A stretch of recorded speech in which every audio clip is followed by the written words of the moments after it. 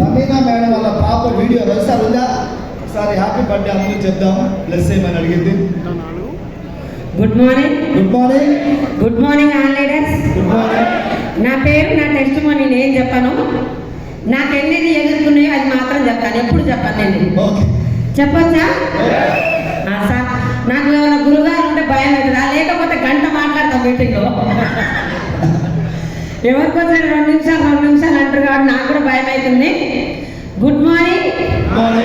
Starting ఇక్కడికి boot క్యాంప్కి వచ్చినప్పుడు ఒక టాటా సుమో కట్టుకొని 11 మంది మా పైన అప్లైనర్స్, సైదుల్ సార్, సీన్ సార్తో పాటు అందులో 2 లేడీస్, నేను జ్యోతి మేడం. ఇదే హాల్లో ఇక్కడ నుంచి స్టార్టింగ్ వచ్చిన ఒక 11 మంది.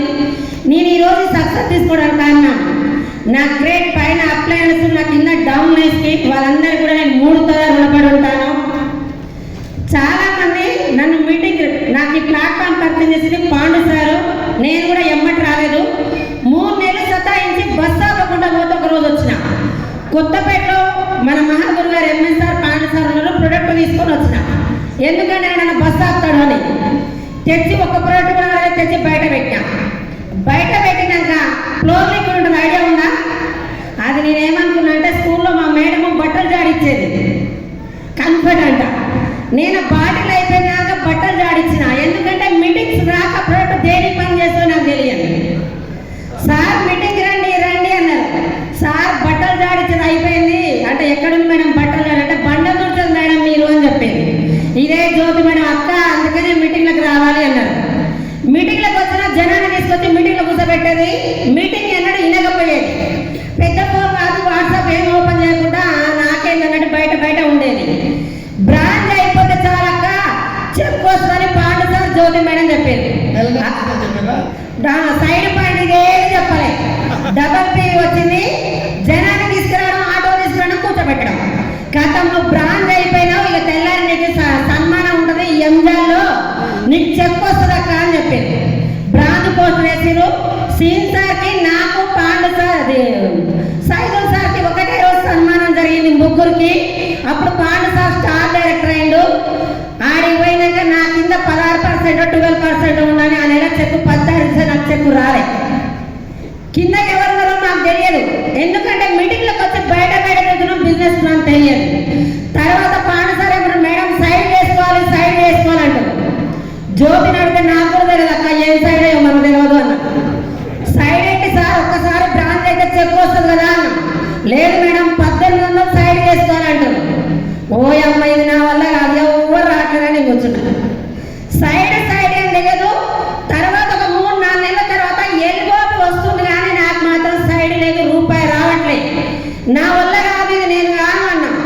కానీ లేదు, నిలబడితే వస్తుంది. కొన్ని మీటింగ్లకు అప్పుడు మనసు పూర్తిగా పెట్టి వెళ్ళి అక్కడ ఏం జరుగుతుంది ప్రొడక్ట్ అన్ని తెలుసుకొని, బూట్ క్యాంప్లు, మీటింగ్లు, ట్రైనింగ్లు.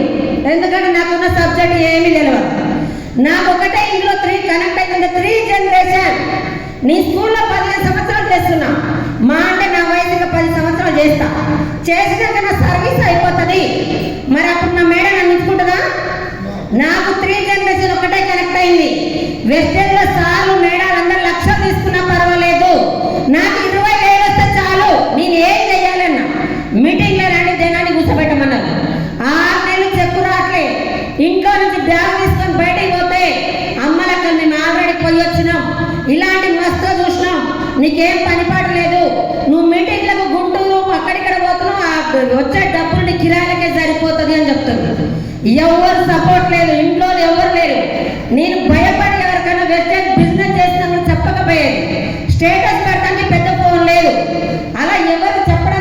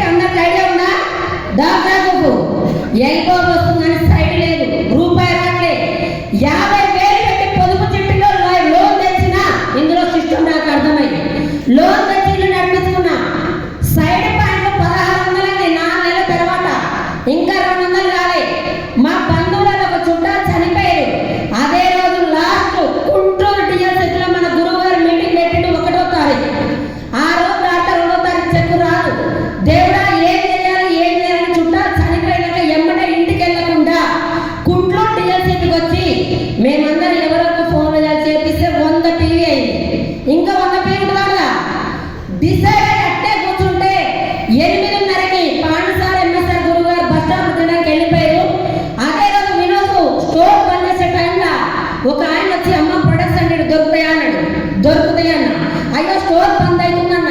లేదమ్మా నాకు బస్సులో కామ చెప్పి రాసి